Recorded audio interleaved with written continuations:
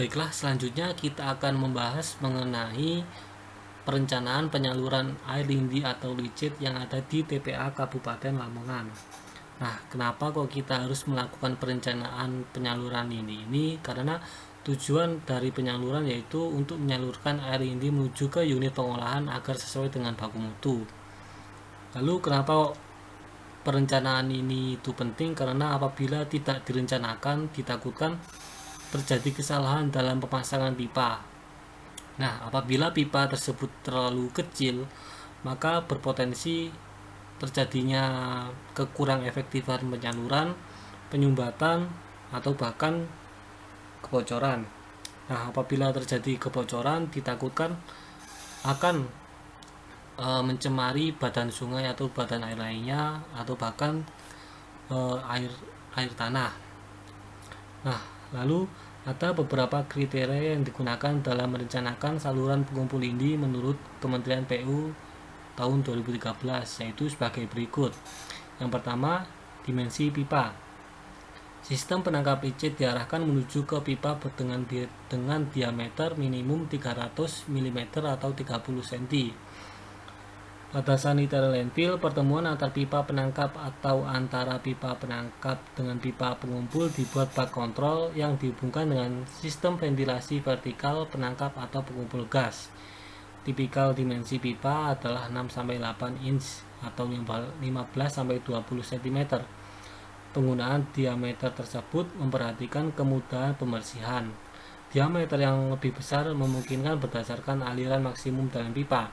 Sedangkan dari cobaan logus yaitu 4 inch atau 10 cm.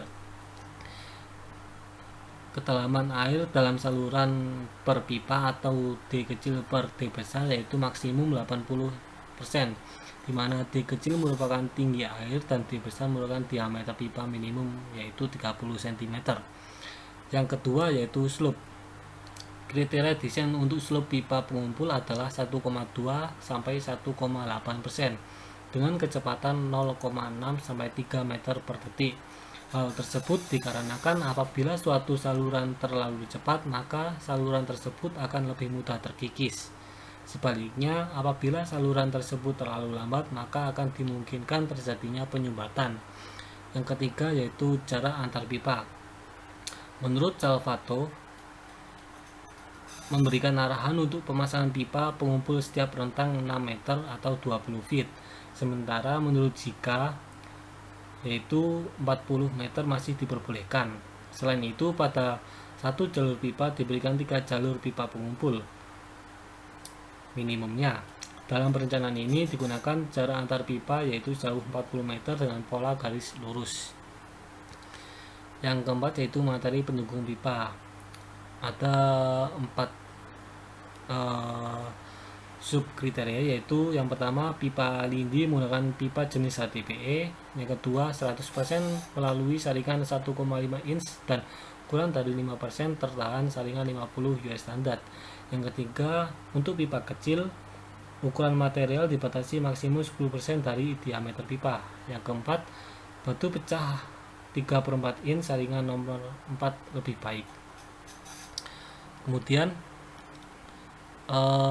lebih baiknya kita melakukan perhitungan dimensi pipa. Kenapa? Karena meskipun telah dipersyaratkan yaitu minimum 300 mm atau 30 cm, tapi bukan tidak mungkin apabila kondisi nyatanya pipa yang kita butuhkan lebih dari minimum yang dipersyaratkan tersebut.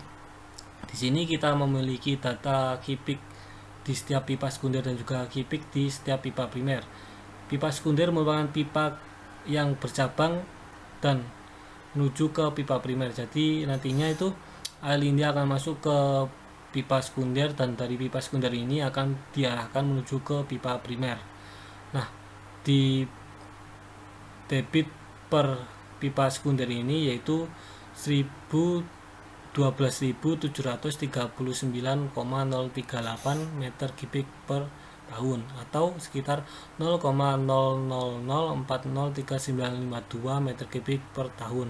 Sedangkan kipik di setiap pipa primer area 3 dan 7 ini yaitu 0,00403952 meter kubik per detik, dan untuk area 2 dan 6 ini yaitu 0,00807945 meter kubik per detik.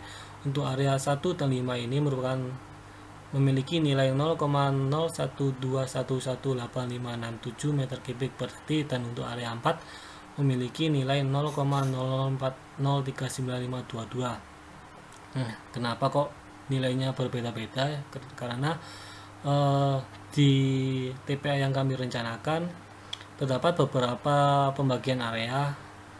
Untuk area 3 ini nantinya akan diarahkan menuju ke area 2, dan dari area 2 ini nantinya akan diarahkan ke area 1, sehingga debit di area 2 ini merupakan kumulatif dari area 2 tersebut sendiri ditambah dengan area 1. Begitupun juga dengan area 3.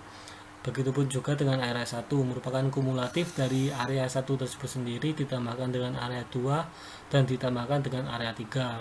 Begitupun juga dengan area 7, 6 yang merupakan kumulatif dari 6 dan 7, dan area 5 yang merupakan kumulatif dari 5, 6, dan 7.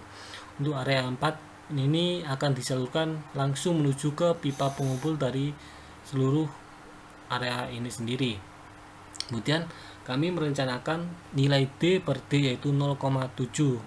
Kemudian P per Qf ini merupakan suatu ketetapan di mana ini nantinya digunakan untuk mengetahui nilai full sekunder ini dan juga full primer, di mana untuk mendapatkan nilai ini yaitu dengan membagi antara peak baik sekunder maupun primer dengan P per Qv ini Qf. Nah, didapatkan nilai sedemikian ini. Lalu untuk L atau panjang pipa sekunder dan primer ini dapat diketahui berdasarkan lapangan atau menggunakan nota desain yang tertera dalam AutoCAD. Nah, kemudian di perencanaan ini kami menggunakan slope sebesar 1,2% untuk seluruh area. Lalu beda tinggi ini dapat ditemukan dengan menggunakan teorema segitiga, begitu juga dengan derajat kemiringan ini. Lalu nilai N atau kekasaran pipa ini merupakan suatu ketetapan yaitu 0,015, dan untuk mengetahui nilai D sekunder dan juga D primer ini dapat menggunakan rumus D sama dengan Qf kalikan N per 0,3117 dikalikan S pangkat 0,5 itu dalam kurung pangkat 0,375. Nah, sehingga didapatkan nilai D sekunder dan juga D primer. Berdasarkan perhitungan, nilai D sekunder dan juga D primer ini masih terlalu kecil daripada D yang dipersyaratkan atau diameter yang dipersyaratkan, sehingga meskipun didapatkan nilai tersebut tapi tetap saja menggunakan D minimum yang dipersyaratkan yaitu 0,3 meter atau 30 cm.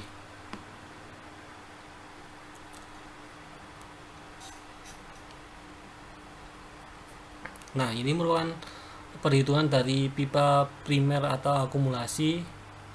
Nah, di area 1, 2, 3 ini memiliki full total yaitu sebesar 0,02423735 meter kubik per detik. Untuk area 4 yaitu 0,00807945 meter kubik per detik. Untuk area 4,567 ini 0,01615809 meter kubik per detik. Nah, dari nantinya itu area 4 akan berkumpul dengan area 4567 ini, dan kebak pengumpul merupakan kumulatif dari seluruh area ini. Perhitungannya sama dengan yang tadi. Nah, ini merupakan rangkuman daripada perhitungan tadi, di mana D yang terpasang ini sama semua yaitu 0,3 meter dengan panjang yang berbeda-beda dan dapat diukur berdasarkan lapangan atau menggunakan AutoCAD, dan jumlahnya ini menyesuaikan dengan apa yang ada di AutoCAD. Nah, ini merupakan penjelasan saya tadi, di mana pipa sekunder ini yang garis biru tipis ini akan menyalurkan air lindi menuju ke pipa primer dengan warna garis biru tebal ini, dari landfill 3 menuju ke landfill 2 menuju ke landfill 1. Begitu juga dengan landfill 7 akan dijalurkan menuju landfill 6 menuju ke landfill 5.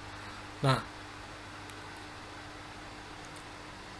pipa yang kecil ini merupakan nilai dari ini area 4,5,6,7 ini, area 4567 ini. Sedangkan yang menuju ke penampung lindi ini, yang ini merupakan penjelasan dari ini menuju ke bak pengumpul.